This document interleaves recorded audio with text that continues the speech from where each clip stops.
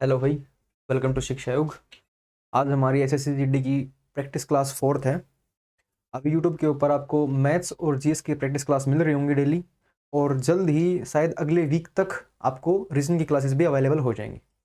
और हमारी फ्यूचर के अंदर जो बैच आ रहे हैं हमारे ऐप के ऊपर, उसके बारे में आपको बता दिया जाएगा। और ये क्लास थर्ड नहीं भाई, फोर्थ है आज क्लास। ठीक है, तो क्लास स्टार्ट करते हैं भाई। पहले ये हमारे बैच की कुछ अनाउंसमेंट है आपके लिए। जो बच्चे ग्रुप डी की सीईटी की तैयारी कर रहे हैं उनके लिए भाई शिक्षा योग अपना बैच लेके आ रहा है, सीईटी ग्रुप डी। ठीक है, इसकी फीस अभी बताई नहीं कि कितनी है, और ये पूरा कंप्लीट बैच आपके लिए लाइव होगा। ठीक है, बैच हमारे सारे लाइव होंगे, लाइव बैच होंगे ये, और जल्द ही शायद दिसंबर के फर्स्ट वीक के अंदर हम इनको स्टार्ट कर देंगे। ठीक है, इनके अंदर आपको डेली लाइव क्लासेस मिलेंगी हर एक सब्जेक्ट की, और जो क्लासेस के अंदर जो पढ़ाया गया है उसके पीडीएफ नोट्स मिलेंगे। जो एक्स्ट्रा क्वेश्चन है इंपॉर्टेंट आपके लिए, उसके नोट्स मिलेंगे आपको।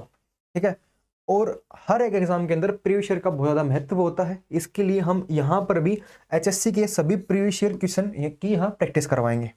ठीक है, तो भाई ये नारा जो है हमारा कि अब की बार सीईटी पार होकर रहेगा। ठीक है, और जिन बच्चों को दिल्ली पुलिस की तैयारी करनी है, ये तो हमारा प्रैक्टिस सीरीज का बैनर है, और बैच का बैनर शायद अभी बनना दिया हुआ है, आया नहीं होगा। इसके अंदर भी वही है, सेम की पीडीएफ क्लास मिलेंगी, डेली लाइव क्लास होंगी हमारी। और ये हमने अलग रखा है कि स्टूडेंट्स डाउट ग्रुप। कई बार क्या होता है कि बच्चे का डाउट रह जाता है और वो लाइव क्लास के अंदर नहीं भेज पाता। मैं मान लो मैथ का डाउट है, लाइव क्लास के अंदर तो आएगा नहीं, तो इसलिए उनके लिए स्पेशल टेलीग्राम का ग्रुप बना दिया जाएगा। उसके अंदर आप भेजो, तो हमारी टीम है वो जल्द से जल्दी आपका सोल्यूशन देगी। चलो अब क्लास स्टार्ट करते हैं, ज़्यादा टाइम नहीं लेंगे। हमारा पहला क्वेश्चन है, पर्वत, मंजीरा और मनेर नदियां, ये तीनों नदियां भाई खालिस्तान नदी की दाहिनी सहायक नदियां हैं। भाई इसने पूछा है कि जो पर्वत, मंजीरा और जो मनेर नदियां हैं वो किस नदी की दाहिनी सहायक नदियां हैं। भाई इसका सीधा सीधा आंसर मैं आपको बता दूं, गोदावरी नदी की सहायक नदियां हैं। यहां से एक्स्ट्रा पॉइंट अगर देखें हम, तो हमने पढ़ा था पहले कि जो गोदावरी नदी है, जो गोदावरी नदी है वो साउथ इंडिया की, इसकी भाई जो साउथ इंडिया है उसकी गंगा मानी जाती है, वृहद गंगा कह सकते हैं, या दक्षिण भारत की सबसे लंबी नदी गोदावरी नदी ही है। इसका जल भरण क्षेत्र दक्षिण के अंदर मैक्सिमम जो जल भरण क्षेत्र है वो गोदावरी नदी का है, और इसको दक्षिण भारत की वृहद गंगा के नाम से जाना जाता है। ठीक है, और देखें अगर कृष्णा कावेरी, तो कल परसों मैंने आपको बताया था कि एक नदी है काबिनी। कौन सी भाई? काबिनी नदी जो है कावेरी की सहायक नदी है भाई साहब। किसकी? ये सहायक है, ये सहायक नदी है किसकी भाई? कावेरी नदी की सहायक नदी है काबिनी। ठीक है, नर्मदा से आपको नर्मदा और ताप्ती, ये तो रट लो भाई कि नर्मदा और ताप्ती कौन सी भाई, सॉरी, नर्मदा और ताप्ती, ये तो आपकी जुबान के ऊपर होनी चाहिए। क्यों होने चाहिए? क्योंकि नर्मदा और ताप्ती एक मतलब दो ऐसी नदियां हैं जो पूर्व से पश्चिम की ओर बहती हैं, और यह खंबात की खाड़ी अरब सागर के अंदर गिरती हैं, और गिरने से पहले जवारदन मुख या एस्चुरी का निर्माण करती हैं। ठीक है, ये तो पेपर में बहुत बार पूछा गया कि कौन सी नदियां हैं या कहां से कहां तक बहती हैं, या किस क्षेत्र से किस क्षेत्र के अंदर बहती हैं। कृष्णा की अगर मैं बताऊं तो सहायक नदी, इसको मैंने बताया था कि कोयना, बहुत बार पूछा गया प्रश्न है कि कोयना किसकी सहायक नदी है, तो कोयना जो है कृष्णा की सहायक नदी है। ठीक है, तो एक क्वेश्चन होगा कंप्लीट। अगले चलते हैं भाई। अगला है, स्टैच्यू ऑफ यूनिटी खालिस्तान में स्थित है। भाई ये तो अगर मैं आपसे पूछूं तो आपकी ही बेइज्जती कर दी मैंने। सबको पता है भाई स्टैच्यू ऑफ यूनिटी कहाँ है। भाई स्टैच्यू ऑफ यूनिटी, ठीक है, हमें पता है भाई कि, सॉरी, ये हमारे गुज्जू भाई गुजरात के अंदर स्थापित है। ठीक है, और इसकी हाइट बहुत बार पूछी गई, इसकी हाइट कितनी है? मीटर के अंदर ही पूछता है और फीट के अंदर ही पूछता है भाई। ठीक है, दोनों पता होने चाहिए। 182 मीटर है ये, और 597 फीट है भाई इसकी हाइट। ठीक है, ये प्रश्न बहुत बार आया है कि केवड़िया गुजरात या अहमदाबाद के अंदर स्थापित है। स्टैच्यू ऑफ यूनिटी किसकी है? एक प्रश्न याद रखना कि ये हाईएस्ट, ठीक है, वर्ल्ड में हाईएस्ट स्टैच्यू है भाई ये। ठीक है, वर्ल्ड में हाईएस्ट स्टैच्यू है। ठीक है किसकी भाई? ये हमारे सरदार वल्लभ भाई पटेल की। ठीक है, ये प्रश्न याद रखना, बहुत बार एसएससी का रिपीट है और जीडी के अंदर आया हुआ है। तो statue of unity Kevadia Gujarat के अंदर स्थापित है। इसकी हाइट 182 मीटर फीट 597 फीट की है और ये विश्व की सबसे हाईएस्ट स्टैच्यू है सरदार वल्लभ भाई पटेल का। चलो अगले पे चलते हैं। दो स्किप हो गया प्रश्न। हाँ, खालिस्तान और ताप्ती नदियां एक दूसरे के लगभग समांतर बहती हैं लेकिन विपरीत दिशाओं में खुद को खाली कर लेती हैं। भाई मैंने बताया था कि आप नाम रट लो, दो नदियों के नाम साथ आएंगे तो दो ही नदियां हैं, वो है ही नहीं। और कौन सी भाई, हमारी नर्मदा और ताप्ती, यही दो नदियां हैं जो साथ बहती हैं। ठीक है, यही वो दो नदियां हैं जो हमारी पूर्व से, ठीक है, और पश्चिम के अंदर जाएंगी भाई। ठीक है, कहां जाएंगी भाई? ये पूर्व से पश्चिम के अंदर बहती हैं और यही वो दो नदियां हैं जो एस्चुरी या जवारदन मुख का निर्माण करती हैं। किसका भाई? ये जवारदन मुख का निर्माण करती हैं। ठीक है, और ये गिरती कहां है भाई? ये निकलकर गिरती हैं कहां पे? अरब सागर, खंबात की खाड़ी, खंबात की खाड़ी, अरब सागर। ठीक है, अरब सागर के अंदर ये गिरती हैं। ठीक है, ये प्रश्न तो रट लो भाई कि नर्मदा और ताप्ती दो ही नदियां हैं जो एस्चुरी और जवारदन मुख का निर्माण करती हैं, पूर्व से पश्चिम की ओर बहती हैं। नर्मदा नदी जो है हमारी, कौन सी भाई? जो नर्मदा नदी है ये दो पर्वत श्रृंखलाओं के बीच से होकर गुजरती है। ये प्रश्न भी बहुत बार आया है, कौन सी भाई? वो है सतपुड़ा और विंध्य। ठीक है, अमरकंटक की पहाड़ियों से निकलती है। कहां से निकलती है? अमरकंटक की पहाड़ियों से निकलती है। कहां है भाई? ये एमपी के अंदर है। अमरकंटक की पहाड़ियों के अंदर से निकलती है भाई ये, और सतपुड़ा और विंध्य के बीच से होते हुए ये खंबात की खाड़ी अरब सागर के अंदर गिर जाती है। ठीक है, अगले क्वेश्चन के ऊपर चलते हैं।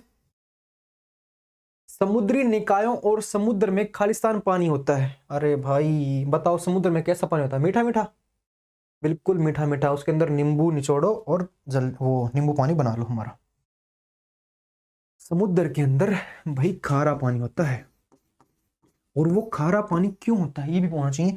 पीछे वाले के साथ हमने आंसर टिक नहीं किया। हाँ, मैं भूल जाता हूँ भाई। नर्मदा है ये, और इससे पहले वाला तो कर दिया है शायद, नहीं ये भी नहीं किया। केवड़िया गुजरात, ये कर दिया था भाई। खारा पानी होता है, पर खारा होता क्यों हो? एक बात याद रखो कि अनेक नदी आती हैं। ये हमारा हो गया कोई भी महासागर। ठीक है, मान लो कि ये अरब सागर है हमारा। ठीक है, मान लिया अरब है ये, यहाँ नदी गिरी, यहाँ नदी, मतलब कोई बहुत सारी नदियां हैं जो इसके अंदर गिरती हैं, और वो नदियां अपने साथ अनेक लवण, खनिज और मतलब अनेक चीजों को बहा कर लाती हैं, उसके अंदर डाल देती हैं। तो मेनली यहाँ पर जो हमारा समुद्र है उसके अंदर सोडियम प्लस क्लोराइड, सोडियम और क्लोराइड के अणु पाए जाते हैं भाई। ठीक है, इनके अणु होते हैं समुद्र के अंदर, और उनकी वजह से जो हमारा जल है, समुद्र का जो जल है भाई, जो ये हमारा सागर है, जो हमारा समुद्र है, उसका जल जो है खारा होता है, जल खारा होगा। ठीक है, सोडियम क्लोराइड। और पता होगा भाई, सोडियम NaCl यही तो नमक है हमारा, सोडियम क्लोराइड यही तो नमक का फॉर्मूला है। ठीक है, और एक प्रश्न और बता दूं कि सबसे ज्यादा नमक उत्पादन है। ठीक है, सबसे ज्यादा नमक उत्पादन, ठीक है, मैक्सिमम कहाँ होता है भाई? हमारे गुज्जू भाई, गुजरात। ठीक है, तो भाई गुज्जू भाई याद रखो, सबसे ज्यादा नमक खाते हैं गुज्जू भाई। ठीक है, तो पानी कैसा हो गया? खारा हो गया। ठीक है, अगले क्वेश्चन पे चलते हैं भाई अपने। किस प्रकार की मिट्टी में पानी की अधिकतम मात्रा बनी रहती है? इसका कहने का मतलब है कि कौन सी मिट्टी है जो लगभग क्या होता है, जो मैक्सिमम पानी सोखती है, जिसके अंदर मैक्सिमम पानी पाया जाता है। इसका अगर मैं सही आंसर बताऊं, इनके अंदर नहीं है। ठीक है, उसका जो मैक्सिमम जो सही आंसर है बस वो है काली मिट्टी। काली मिट्टी जो है भाई, वो है वो मिट्टी है जिसके अंदर सबसे ज्यादा जल पाया जाता है। ठीक है, काली मिट्टी स्वतः जुताई वाली मिट्टी होती है, स्वतः जुताई वाली, इसको स्वतः जुताई वाली मिट्टी बोलते हैं। ठीक है, पाई कहां जाती है? महाराष्ट्र के अंदर, लगभग वहीं होती है। और किस फसल के लिए? कपास की खेती के लिए बहुत ज्यादा सर्वोत्तम है भाई, सर्वोत्तम है कपास की कपास की खेती के लिए सर्वोत्तम है भाई ये फसल, नहीं ये मिट्टी। ठीक है, अगर इन ऑप्शंस की बात करें तो किस प्रकार की मिट्टी बने, तो बताओ उसके, अगर इन ऑप्शन की बात करें तो चिकनी मिट्टी जो है उसके अंदर पानी, अत्यधिक मात्रा में पानी पाया जाता है। लेकिन अगर सही आंसर देखें तो काली मिट्टी होती है भाई, श्वेत जुताई वाली मिट्टी कहते हैं, और मैक्सिमम महाराष्ट्र, मुंबई इधर इलाकों में पाई जाती है ये, और इसको कपास की खेती के लिए सर्वोत्तम माना गया है। ठीक है, अगला क्वेश्चन, दिलवाड़ा और जरगा पर्वत चोटियां निम्नलिखित में से किस राज्य में स्थित हैं? देखो दो पर्वत चोटियां दी गई हैं, मान लिया मैंने आपको जरगा का नहीं पता होगा भाई, नहीं सुनी होगी, लेकिन दिलवाड़ा तो बच्चे बच्चे ने सुनी है। दिलवाड़ा, दिलवाड़ा जैन मंदिरों के लिए फेमस हो शायद, दिलवाड़ा के जैन मंदिर, दिलवाड़ा के जैन मंदिर। ठीक है, तो भाई ये तो पता है हमारे कहाँ है, राजस्थान, राजस्थान, महारा राजस्थान। ठीक है भाई, हमारी हिंदी थोड़ी सी वीक है, राजस्थान लिख लो। तो दिलवाड़ा और जरगा पर्वत चोटियां राजस्थान के अंदर है। यहां से क्वेश्चन मैं निकाल के लाऊंगा आपके लिए, जो मैंने पढ़ाया था कि राजस्थान की, जो राजस्थान है इसकी सबसे हाईएस्ट पर्वत चोटी, मतलब कि जो हाईएस्ट पर्वत चोटी है भाई कौन सी है, कौन सी पर्वत श्रृंखला के अंदर स्थापित है और उसकी हाइट कितनी है भाई, कौन सी है। ठीक है, चोटी का नाम, पर्वत श्रृंखला कौन सी है, ठीक है, और हाइट भाई इसकी, ठीक है, इसकी हाइट कितनी है भाई बताओ। ठीक है, कौन सी है भाई, बताओ बताओ करो कौन सी है, जल्दी बताओ फिर मैं बताता हूं आपको कौन सी है भाई। गुरु शिखर, कौन सी है, गुरु शिखर, हमने पढ़ी है बहुत बार, अरावली पर्वत श्रृंखला का के अंदर पाई जाती है, अरावली के अंदर, और 1722 मीटर इसकी हाइट है भाई। रट लो क्वेश्चन को कि दिलवाड़ा और जरगा राजस्थान के अंदर है, लेकिन राजस्थान की जो हाईएस्ट जो पीक है, जो चोटी है, वो गुरु शिखर है, उसकी अरावली पर्वत श्रृंखला की सब 1722 मीटर इसकी हाइट है। यार मिट गए तो, अरावली, ठीक है, 1722 मीटर इसकी हाइट है। ठीक है, चलिए अगले प्रश्न के अंदर, गुजरात से अपने अभी पढ़ा कि भाई केवड़िया गुजरात, ठीक है, 182 मीटर। ठीक है, केवड़िया अभी अभी पढ़ के आए हैं, केवड़िया 182 या 597 फीट, और ये हो गया मीटर के अंदर। ठीक, हमारे सौरमंडल के बाहर नियुक्त में से कौन सा ग्रह है जो आमतौर पर हमारी आकाश गंगा में किसी अन्य तारे की परिक्रमा करता है? मतलब कहने का है कि हमारी आकाश, हमारा जो सौरमंडल है उससे बाहर, पहली बात तो यहां से क्वेश्चन और निकल के आ रहा है भाई, एक्स्ट्रा क्वेश्चन पे फोकस करो। आकाश गंगा, हमारी आकाश गंगा का क्या नाम है पूछा गया है, उससे ज्यादा पूछा गया कि वो किस आकार की है। ठीक है, जो आकाश गंगा है हमारी, जो आकाश गंगा है हमारी, आकाश गंगा, ठीक है, इसका नाम क्या है, ठीक है, आकार, और किस आकार की है ये आप बताओ। तब तक मैं क्वेश्चन बताऊं, हमारे सौरमंडल के बाहर नियुक्त में से कौन सा ग्रह है भाई, वो कौन से ग्रह होते हैं जो बाहर सौरमंडल से बाहर है, तो एक्सोप्लैनेट हो गए ना, मतलब जो सौरमंडल से बाहर है भाई, एक्सोप्लैनेट, एक्सो मतलब कि बाहर, एक्सो क्या होता है भाई, एक्सो होती है भाई सब बाहर, ठीक है, सॉरी, एक्सो होती है बाहर, ठीक है, एक्सो हो गया बाहर, तो वो हो गई एक्सोप्लैनेट जो हमारे से बाहर होते हैं। अब जो मैंने क्वेश्चन आपको दिया है वो बताओ, मैं पहले वाले प्रश्न का टिक कर दूं, शायद मैंने नहीं किए हैं, मैं पता है भाई, मैं छोड़ के चला रहा हूँ। राजस्थान की मिट्टी हो गया, हाँ बताओ भाई, हमारी आकाश गंगा जो है उसका नाम क्या है और वो किस आकार की है, ये क्वेश्चन बहुत बार आए हैं। तो हमारी जो आकाश गंगा बसा वो है मिल्की वे,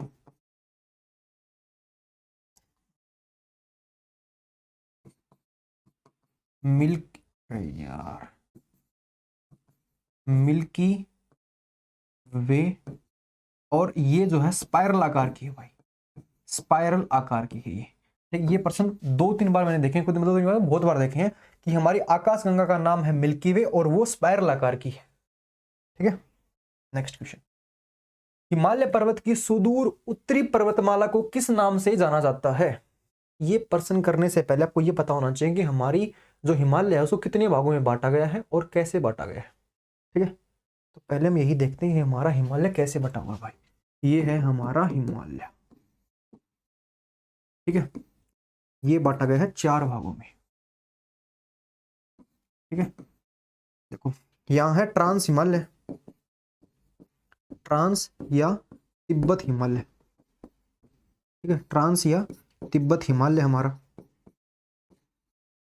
ठीक है, यहाँ है भाई वृहत या महान हिमालय। ठीक है, ये है भाई लघु या मध्य हिमालय। और जो लास्ट बच गया भाई वो है बाह्य हिमालय या शिवालिक हिमालय। ठीक है, बाह्य या शिवालिक हिमालय।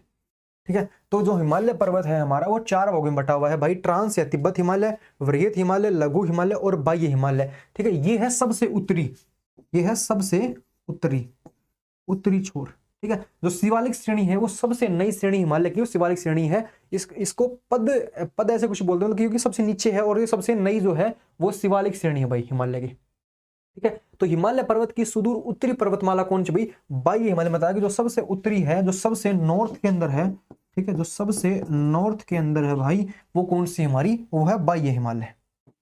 ठीक है, वो हमारी है बाह्य हिमालय। तो ये रखना कि हिमालय को 4 भागों में बांटा गया है और बहुत बार पूछता है इसी बारे में। ठीक है, और अगर एक प्रश्न और करा दूं मैं आपको इससे रिलेटेड ही, तो एक बार अगर इसको हम थोड़ा सा छोटा करें। ठीक है, कहीं और ही करवाना पड़ेगा आपको। एक और पेज लेते हैं ना अपना। देखो यहां मैं आपको बताऊं कि एक बार बार यही पूछता है कि भाई हमारी जो पर्वत चोटियां हैं, ठीक है, हिमालय की जो पर्वत चोटियां हैं वहां मतलब कि हमें उच्च मतलब कि लगा लो कि ऊपर से हमें नीचे की ओर आना है। ठीक है, तो ऊपर ऊपर है हमारी काराकोरम, काराकोरम। ठीक है, काराकोरम से हम कार लेके कहाँ चले? लद्दाख चले भाई, चलो लद्दाख घूमने जाएंगे। ठीक है, लद्दाख से हम आगे जोस्कर, जोस्कर आगे। ठीक है, जोस्कर से हम आगे पीर पंजाल, पीर पंजाल पहुंच गए भाई। ठीक है, पीर पंजाल पहुंच गए। वहां से होते हुए आगे धौलाधर। ठीक है, हम धोले हो गए और लास्ट के अंदर हम कहाँ पहुंच गए भाई? हम पहुंच गए शिवालिक, जो मैंने बताया था कि सबसे नई और सबसे जो ये नीचे ही शिवालिक चली। ठीक है, इसको हिमालय की है भाई, ये तो हिमालय की है भाई, इनको याद रखना। ये है कर्म, ये इस कर्म के अंदर कर्म आपको याद होना चाहिए कि कार लेके चले हम लद्दाख, लद्दाख से होते हुए जोस्कर, जोस्कर से फिर पीर पंजाल पहुंच गए, हम गए धौलाधर और वहां से हम पहुंच गए शिवालिक, अपना डेस्टिनेशन पॉइंट। ठीक है, अगला क्वेश्चन चलते हैं भाई। ये है तिराय और नोआ नदियां किस भारतीय राज्य में बहती हैं भाई? पूछा गया है कि जो तिराय और नोआ नदियां, 2 नदियां हैं तिराय और नोआ, कहां बहती हैं भाई? एकमात्र है हमारा अरुणाचल प्रदेश। ठीक है, इसके अंदर बहती हैं। लास्ट वाला क्वेश्चन का शायद वही है कि मैं आंसर लगाना भूल गया हूँ शायद, ये मैंने लगा दिया, और वही ये है हमारा अरुणाचल प्रदेश।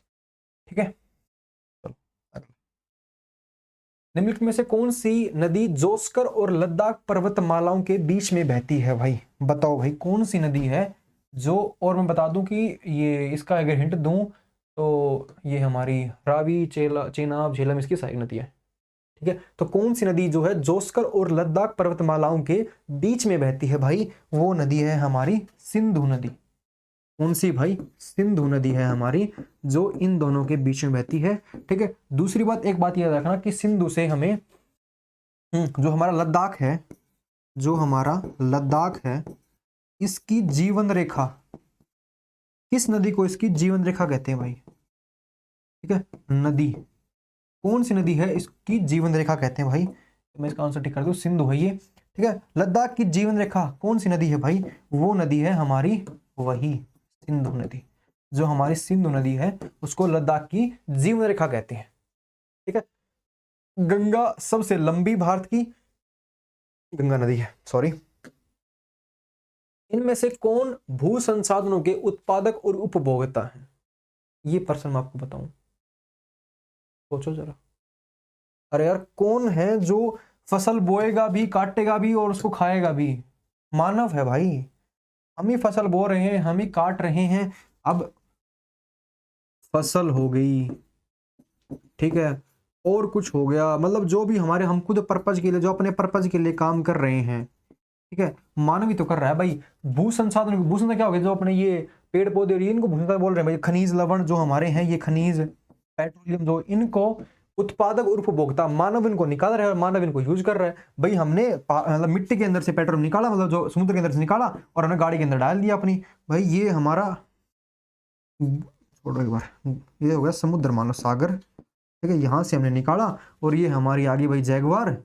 जैगवार तो बड़ी होगी भाई, हम ले ली रेंज रोवर, रेंज रोवर ले ली भाई हमने, और उसके अंदर डाल दिया, ठीक है, यहाँ से निकालो और यहाँ डाल दिया। अब यहाँ से क्वेश्चन मेरे को याद आ गया, खनिज से मतलब कि ऑयल से, ये तेल, सबसे ज्यादा तेल उत्पादन कहाँ होता है भाई? बहुत सारे प्रश्नों का एक ही आंसर है हमारे गुज्जू भाई, गुजरात। ठीक है, चलो अगले पे, कहां से आ गया भाई तू? चावल की खेती की जाबो प्रणाली भारत के किस राज्य में प्रचलित जल संचयन की एक स्वदेशी विधि है? इस विधि के अंदर क्या होता है भाई पता है? जाबो प्रणाली के अंदर क्या होगा कि हमारी क्या है वो, हाँ जाबो प्रणाली, जो जाबो प्रणाली है हमारी, जाबो प्रणाली, इसके अंदर होता क्या है भाई? जो जल है, जो पानी है, उसको तालाब के अंदर इकट्ठा करते हैं भाई साहब, उसको तालाब के अंदर इकट्ठा इकट्ठा करते हैं भाई, ठीक है, तालाब के अंदर इसको इकट्ठा करते हैं। और जावा प्रणाली भाई कहाँ है? भारत में अपने है नागालैंड के अंदर करते हैं ऐसा। और दूसरी बात मैंने आपको बताया था कि चावल की खेती के लिए कितनी वर्षा और कितनी वो टेम्परेचर कितना चाहिए, तो मैंने आपको बताया था कि जल, या हम कह सकते हैं वर्षा, आपने सुना होगा कि कई कई दिन खड़े रहता है धान के अंदर पानी, तो वो तो है भाई 100 सेंटीमीटर, ठीक है। और जो तापमान है भाई अब वो है 25 डिग्री सेल्सियस के आसपास। कितना भाई? वो है 25 डिग्री सेल्सियस के आसपास, ठीक है। ये है चावल के लिए आवश्यक है भाई, ये होनी चाहिए। और एक क्वेश्चन इंपॉर्टेंट है, बहुत बार पूछा गया, चावल और गेहूं, गेहूं के लिए दोनों 25-25 के आसपास होती है, ठीक है, चावल के लिए ये है।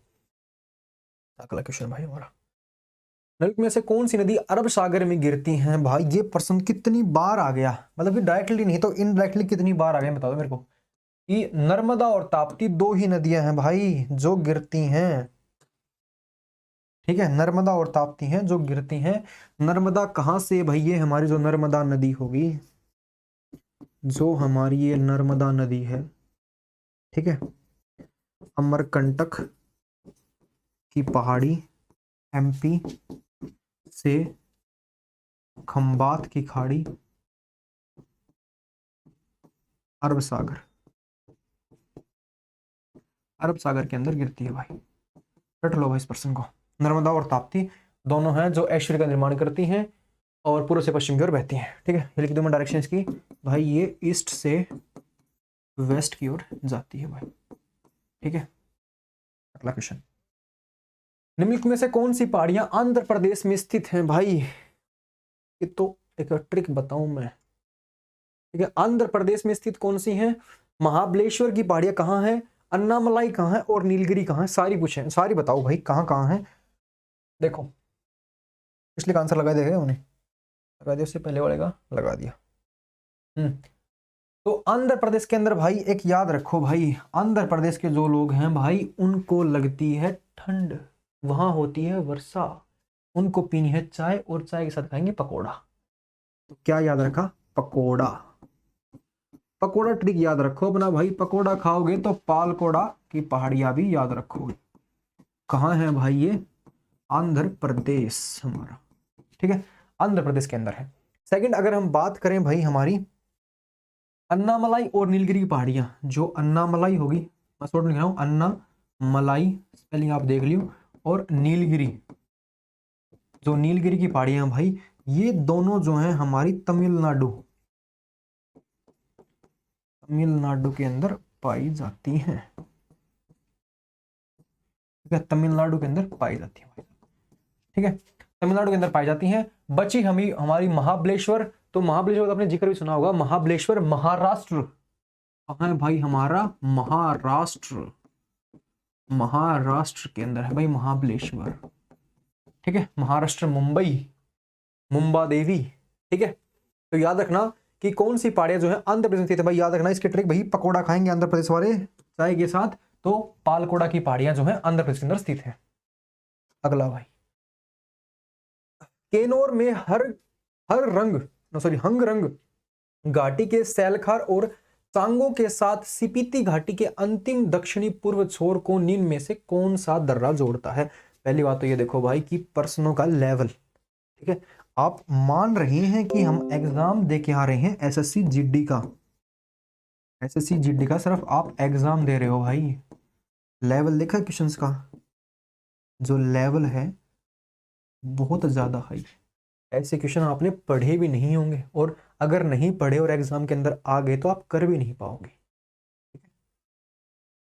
बोलते हैं ना हरियाणा के अंदर, छोड़ो मतलब जो भी है, कि पर्सन प्रीवियस ईयर पे पूरा अच्छे से पकड़ बनाओ, फोकस करो अच्छे से, क्योंकि जब तक प्रीवियस ईयर नहीं आएगा, प्रीवियस ईयर पता है क्या, प्रीवियस ईयर से आपको पता चल जाएगा कि एग्जाम के अंदर कैसा पूछ रहा है।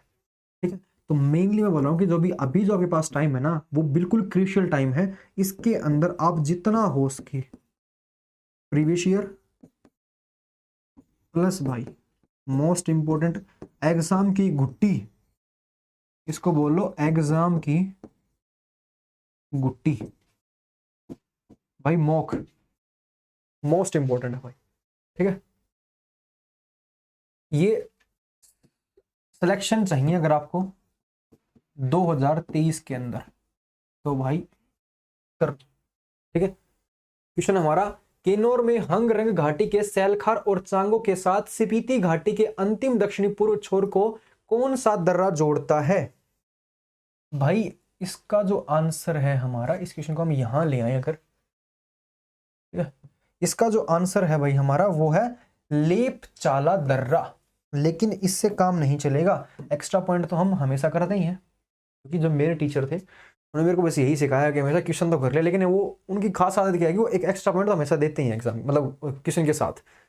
तो भाई इसका एक्स्ट्रा पॉइंट आपके लिए ये है कि बताओ लीपू लेक दर्रा कौन सा भाई? लीपू लेक दर्रा किस किस को जोड़ता है भाई? लीपू लेक दर्रा किस किस को जोड़ता है बताओ? देश कह लो या राज्य के हिसाब से कह लो, ये जो है हमारा यूके प्लस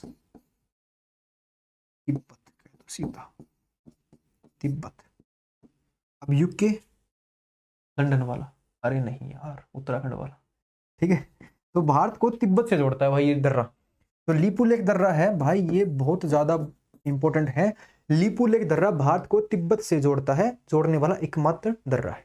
ठीक है, आंसर हो गया। चलो नेक्स्ट, मिट्टी की नमी को बनाए रखने के लिए पौधों के बीच खाली जमीन को कार्बनिक पदार्थों की परत से ढकने की प्रक्रिया को क्या नाम से जाना जाता है? देखो आपने देखा होगा बहुत बार कि आजकल जगह जगह ये हमने बो दिए तरबूज खेत के अंदर, मुंह में पानी आया या मन में लड्डू फूटा, तरबूज बो दिया हमने। तो आपने देखा होगा कि अक्सर क्या करते हैं कि तरबूज की फसल, मैंने तरबूज की देखी है कि जहां जहां तरबूज के बीज हमने डाले हैं उसके बाहर बाहर तिरपाल बोल लो या कुछ प्लास्टिक डाल देते हैं, मतलब प्लास्टिक लगा देते हैं, अलग से स्पेशल आता है वो लगाते हैं, उसी को, वही विधि है भाई ये। ठीक है, वही विधि है और इसका नाम है मल्चिंग विधि। सॉरी ये कौन सी भाई? ये है मल्चिंग विधि, मल्चिंग विधि बोल लो। ठीक है, प्रक्रिया बोल लो, प्रक्रिया बोल लो या विधि बोल लो। ठीक है, मल्चिंग भाई क्यों करते हैं ऐसा? ताकि पूरा जो पोषण है भाई वो मिट्टी को ही मिले, मतलब सॉरी पौधों को ही मिले पूरा पोषण। ठीक है, अगला, रंगनथिपट्टम पक्षी अभयारण्य कहाँ स्थित है? बताओ, ऐसे ऐसे पक्षी अभयारण्य भी हैं अगर मैं पूछ लूँ आपसे कि कब बना था ये और भारत में कितने पक्षी अभयारण्य हैं, भाई ये बना था 1940 के अंदर। ठीक है, 1940 के अंदर बना था। कहाँ बना था भाई ये? रंगनथिपट्टम। जितना मैंने पढ़ा है उतना तो ये कर्नाटक के अंदर है, और है भी वही, ढूंढने मतलब जाना कर्नाटक में ही। ठीक है, दूसरी बात है भाई कि अब फिलहाल में करंट भारत के अंदर, भारत में कितने पक्षी अभयारण्य हैं? कितने पक्षी अभयारण्य, कितने पक्षी अभयारण्य हैं भाई? कितने पक्षी अभयारण्य हैं बताओ। रामसर साइट कितनी है? रामसर साइट कितनी है? आरक्षित क्षेत्र कितने हैं? और इस आरक्षित क्षेत्र से 2 क्वेश्चन है भाई, कितने हैं और कितनों को यूनेस्को ने परमिशन दे रखी है? ठीक है, 3 क्वेश्चन है, तीनों इंपॉर्टेंट क्वेश्चन है भाई, कहीं ना कहीं किसी ना किसी से पूछेगा। तो करंट में भारत के अंदर जो पक्षी अभयारण्य है उनकी मतलब जो संख्या है वो 72 के आसपास है। ठीक है, रामसर साइट हमारी 75 है। कितनी है? 70। यार ये 5 को क्या हो गया? 75 है। आरक्षित क्षेत्र भारत के अंदर जो है वो 18 है भाई, लेकिन जो यूनेस्को ने जो परमिशन दी है वो 12 को दी है, मतलब 12 ने यूनेस्को को बोला भी हाँ, यूनेस्को मानती हुई 12। ठीक है, तो रंगनथिपट्टम अभयारण्य जो है कर्नाटक के अंदर है। चलो अगला, छतों पर वर्षा जल संचयन को अनिवार्य बनाने वाला भारत का पहला और एकमात्र राज्य है। इसमें क्या होता है भाई, जो छत होती है वो इस तरीके से बनाई जाती है कि मतलब ये हमारा घर हो गया, मान लो पहले तो झोपड़ी बनाते थे ऐसे, छोटे थे तब तो मैं झोपड़ी भूल गया भाई कैसे बनाते थे, ऐसे ऐसे ऐसे, और ये हो गए गेट झोपड़ी के हमारे, ये खुले गेट है भाई। ठीक है, ये रास्ता गया। ठीक है, ये हमने लगा दिया यहाँ पेड़। ठीक है, यहाँ छाव में बैठा है चिंटू और हमारी क्लास देख रहा है। ठीक है, शिक्षा इसके पास फोन है, ये फोन चिंटू से बड़ा है हालांकि। ठीक है, और ये हो गया शिक्षा की क्लास, ये शिक्षा आयोग की क्लास देख रहा है, शिक्षा आयोग लिख दिया मैंने शॉर्टकट के अंदर। ठीक है, चिंटू शिक्षा आयोग की क्लास देख रहा है भाई। तो भाई छतों पर मतलब कि छत ऐसे बनाई जाती है इनकी मतलब कि यहाँ पर जल इकट्ठा हो सके और आगे उसका हम यूज कर सके। तो ये योजना शुरू की जो की थी वो तमिलनाडु के अंदर शुरू की गई थी, पहला है और एकमात्र था जो शुरू की गई थी, और शुरू की गई थी 2001 के अंदर, मेरे जन्म के बाद, नहीं उससे पहले जन्म हो गया था, उसके बाद शुरू की गई थी, जन्म तो बहुत दिन पहले हो गया था। तो तमिलनाडु के अंदर 2001 के अंदर स्टार्ट की गई थी। तो इसका जो आंसर है भाई वो हो गया हमारा तमिलनाडु। ठीक है, पीछे वाले का आंसर लगाया था क्या भाई? आंसर ना लगाया हो ना तो देख लियो एक बार। हाँ, इस क्वेश्चन को नहीं लाएंगे, इसका ऑपरेशन हो रखा है बेचारे का, पर इसको पथरी हो गई थी, ऑपरेशन करवा के ले आए थे हम। ठीक है, तो क्वेश्चन है, मंदाकिनी नदी में खालिस्तान में अलकनंदा में मिलती है। यहां से अलकनंदा, अलकनंदा देखते हैं ऊपर से नहीं आ जाते भाई, अलकनंदा, अलकनंदा कहाँ है भाई? ये एक हमारे हैं बद्रीनाथ धाम, सुना होगा, कौन सी फिल्म थी? अरे वो वरुण धवन की शायद यार, वो बद्री की दुल्हनिया, वही वाली बद्रीनाथ। एक सेकंड भाई, आज हम इरेजर का यूज करेंगे। देखो ये रबड़ आया 3 रुपए वाला, ज्यादा मिटा दिया। बद्रीनाथ धाम, इस क्वेश्चन से रिलेटेड है दोनों। पहली बात तो अलकनंदा हमारा यूके, लंदन वहीं उत्तराखंड, बद्रीनाथ हमारा अलकनंदा, अलकनंदा। ठीक है, पूछा क्या गया है कि मंदाकिनी नदी खालिस्तान में अलकनंदा से मिलती है भाई, रुद्रप्रयाग के अंदर मिलती है, और ये लोकेशन रुद्रप्रयाग की थी, मैंने गलत से बता दिया रुद्रप्रयाग। ठीक है, रुद्रप्रयाग हो गया।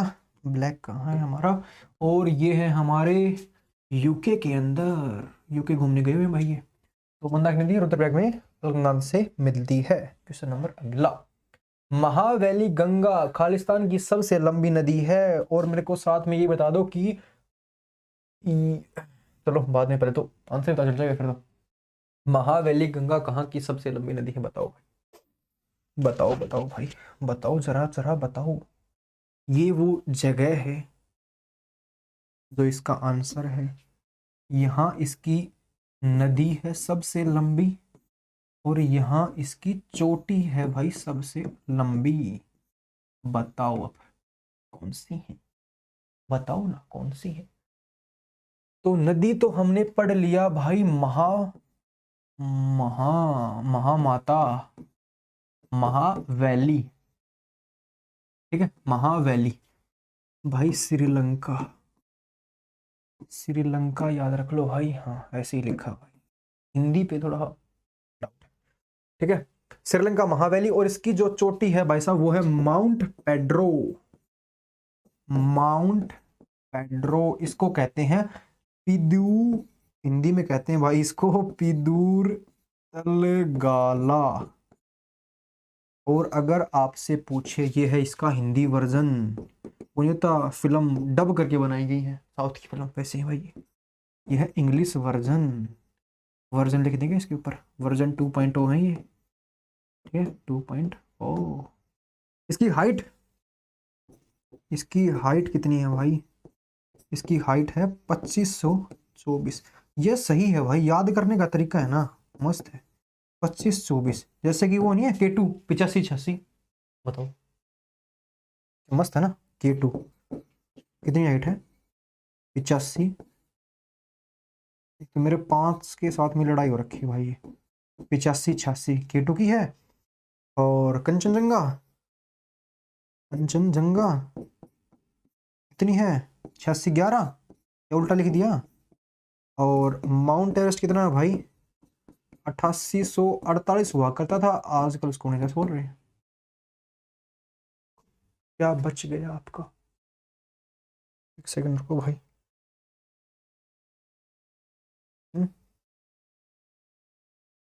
उमानंद असम में स्थित एक क्या है, सोचो जरा, क्या है, क्या है सोचो जरा।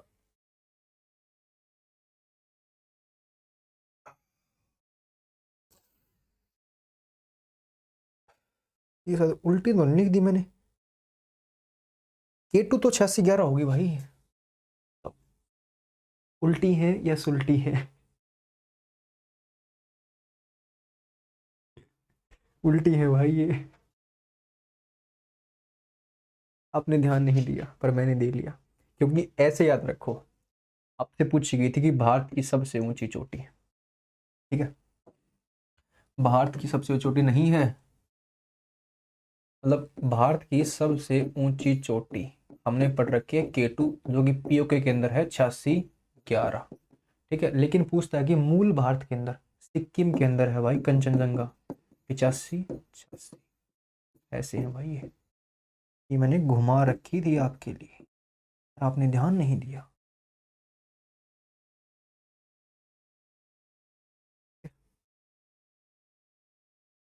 उमानंद असम में स्थित एक क्या है भाई, वो एक द्वीप है, क्या है, द्वीप है। उमानंद असम में स्थित एक द्वीप है। दूसरी बात, यहाँ का एक फेमस द्वीप माजुली, कौन सा है भाई, ब्लैक नहीं व्हाइट, माजुली, माजुली द्वीप असम के अंदर ही स्थित है, ठीक है।